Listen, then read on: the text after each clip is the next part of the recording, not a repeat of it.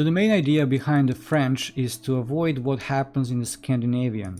In Scandinavian we have d5, and after e takes d5 we're kind of managing as black to remove the white's presence in the center. The white's pawn on e4 is gone, but we pay that price by allowing white to have a free move like knight c3 against our queen on d5. As we know, the queen, well, we don't want to have her out in the game too early.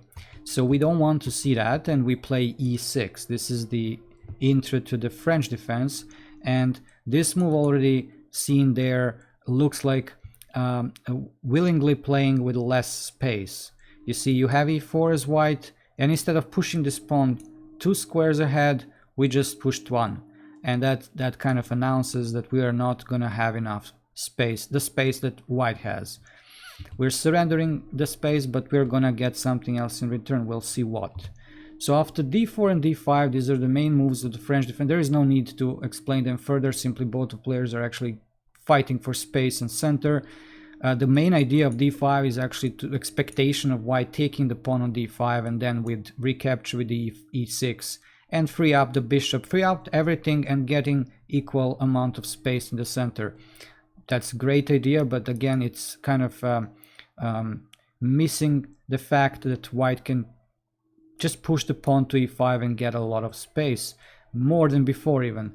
And then you can see that black's pieces cannot really develop easily. The knight cannot go out to f6, which would be the ideal defensive spot for the knight, and well, active but also defending the king on the king side. This is the key square for the knight, key thing to have your king safe on the king side. We cannot have that, and that's a huge handicap from the start. The d6 bishop is never gonna see, I mean, in most of the lines you'd never see the d6 for the bishop. And what is the main problem for black, along with having less space, is that bishop on c8 standing, hitting the own pawn, kind of being blind throughout the whole game. I mean, especially in the opening phase. So these two problems are gonna basically underline what is going to be happening, especially from the black side. What are gonna be their ideas, what are they gonna be trying to do. Right there from the start, from move 3, they're gonna be trying to free the bishop, and they're gonna trying to free the space that they lost, they voluntarily just gave to their opponent. So the first move that we can do in order to free up a little bit our pieces and try to remove those things that are smothering us, as we're gonna be talking as from black's perspective mainly, the things that are smothering us are those 2 pawns of white. And if we can remove the one on e5, that will be already like a huge thing. But it's going to be harder to remove the one on the top of the pawn chain, comparing with the one that is behind. So we're going to be hitting that one behind first with c5. I mean, we can think of hitting the one in front, but it's going to weaken our king. And we do not do that, not really, at least not until we castle. Not really before we castle, or we do some other things first with the pieces, getting them out into the game and preparing this f6 first. So we're going to be seeing a c5 as the main move. It comes without any drawback. That's a good thing when we play such moves, no drawbacks. We just get some positive things on the board with them. Now for white wants to keep the things that are making their position better, and mainly those are 2 pawns that are securing space advantage, and behind that space activity of their pieces.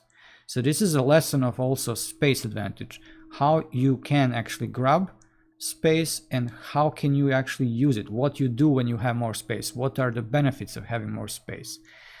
We'll play c3 here for white, but at the same time immediately go back to that question, what really you get by having much more space than the opponent. For example, look at this bishop from f1. Comparing it with the bishop, whichever one you like in black's camp, you cannot see it's equal, because you put the bishop on d3 and it has like a huge diagonal, like just count the number of squares it controls, not to mention the quality of those squares. Especially again looking at this h7, some castling by black, and then suddenly Greek gift may be there. If you remember what is Greek gift, if you don't, then maybe you can look at the check online, you'll see.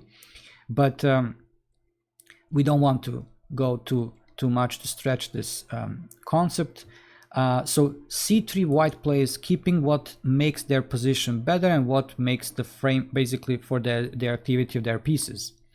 Now as black, we'd like to put more pressure on the, well, not really bottom of the pawn chain, because at the moment the bottom is b2, but you're going to be looking at the d4 like a bottom of the pawn chain, because your intention is to take eventually on d4 and create a pawn on d4 for white that cannot be defended by another white's pawn, which is a very good condition for us as black to start attacking it and seeing it as a weakness. So we're going to be thinking of taking eventually, but we're not going to rush taking there, because we are freeing up something for white to do which they cannot do at the moment. And what is that? Well, while the pawn is standing on c3, there is a benefit, like a good thing for black, and it's going to be seen through this inability of white's knight from b1 to be developed towards the center to c3. So as long as we keep these two pawns, meaning we don't take on d4, white is going to feel, well, not really a problem like or pressure, but a little bit unpleasant not knowing where to go with this knight. So maybe they're going to be just waiting there for you to take first on d4.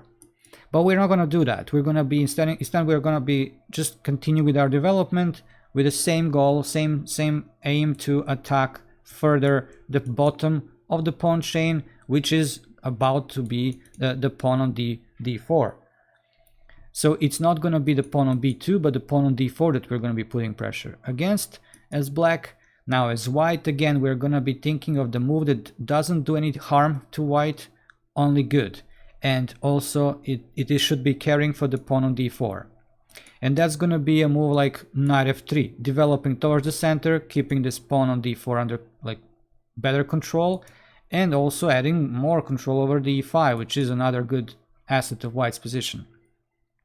Now just quickly to go over one move that is like often seen, played by beginner level players, and something that I've been often seeing as black, playing some blitz games against, again, not professional players probably, but a move that maybe is tempting to some of you, and that's the move bishop b5, like thinking that white playing this way is going to eliminate one of the attackers of the d4.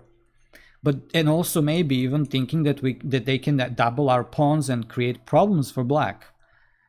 But that's not at all actually correct, because even if you do that and you give the opponent like double pawns, you kind of are thinking that this is a bad thing for black, but actually it turns out to be a good one. Like, because after b takes c6, well, we can actually look at it. Let's say even we forced, let's not force it, but let's say queen b6, hitting the bishop, trying to make them take the knight on c6. Let's say they do that and we take with the pawn, not with the queen. Like we do want to have these pawns doubled. Like it's our intention in the first place to have additional pawn on the c file. Why will we do that? Let's see what happens next. Let's say white continues with knight f3, and then, well, other than bishop a6 that really looks tempting here, preventing white from castling, and also getting this bad bishop, like a horrible piece of black, active, and not only active but doing a really great thing. We can also do another thing related with the main plan of black, and that's to remove one of the white central pawns, playing like that. So we are using the extra pawn on the c file to remove finally the one pawn of white, one of those two pawns in the center that white has, which in this case is the pawn on d4. After c5, eventually these two pawns are going to be gone from the board, and that means the pawn on e5, this pawn here, that pawn is going to be weakened, and then black can turn to that pawn, possibly. So that's a bad idea for white. That's only one reason. The other reason is you just go bishop d7, after which you're going to be threatening to take this pawn on e5. If you're not sure why and how this works, you can look at it deeply later and see why this works for black and white loses a pawn.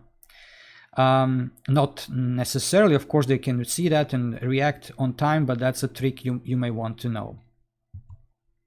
Okay, let's go back. Knight f3 by white, and now I may suggest you some couple of lines that I've been playing as black for years, but also to tell you what's the main move and what's not really the move that you'd like to memorize, but really to just, it serves you to see how this story that I'm talking about is gonna be backed up by the moves seen as main moves and theoretical moves in the given position. So as I said, we're going to be putting pressure on d4, and therefore you can see the move queen b6 is the main move here. Main move is to put more pressure on the pawn on d4. It's about to be a weakness, like when we take on d4 finally. And its idea is not that we are threatening to take it. And this is again a very important part, and maybe not basic knowledge of the French defense. It's a little bit advanced, but I'd like to tell you anyway. The point of putting pressure on that pawn on d4 is not exactly to win the pawn. I mean, you may not win that pawn after all. And you do not win the pawn in most of the cases when white plays well.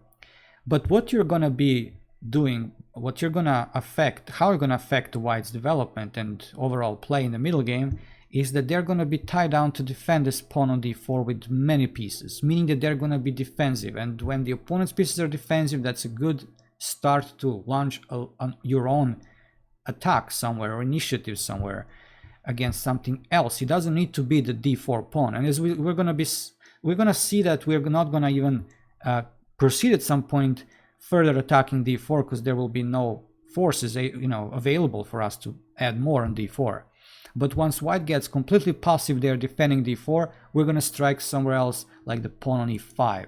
But this is the second priority. So first priority is to put pressure on d4, forcing them to be passive, forcing opponents to be passive, and then we strike against d5. That's the way of the order of doing things here.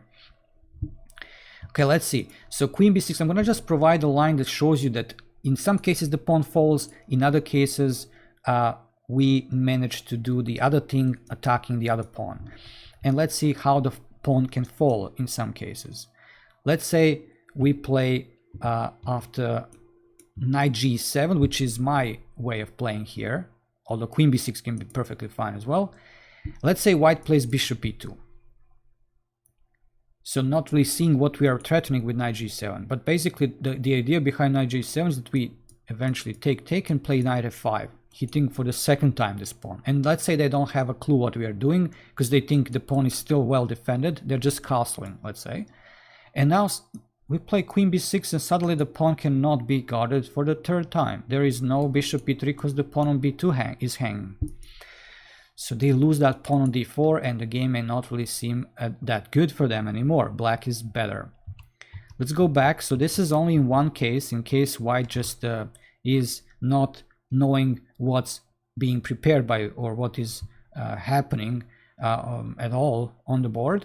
After knight g7, tricky move which allows d takes c, but then knight g6. So I don't want to go through this. You can check it if you want later. However, this is a move that I normally would be using in my games. But we're going to be going through a line that well, it may start this way, knight g7, but then white uses this defensive strategy that actually was really popular back then when I was going through, like, playing this way, exactly this way as black. For a long time it was the main way of meeting it as white. It is with a3. It doesn't seem like doing much, but its goal is going to be seen a couple of moves after. Knight f5, putting more pressure on d4, b4. They're not grabbing space on the wrong side of the board, not really that much. It's not that much the idea. The idea is to achieve this situation. After c takes d, and queen b6, now we're thinking we're winning the pawn. Suddenly they have bishop b2. So there are three pieces, and the bishop on b2 looks really passive. It gets less active on b2 than it was before on c1, at least from the number of squares perspective, you know, how many of those the bishop controls now comparing with the before. So what's the achievement by black, forcing white to play like that? Well, let's see. Bishop, let's say we continue our development, white does the same.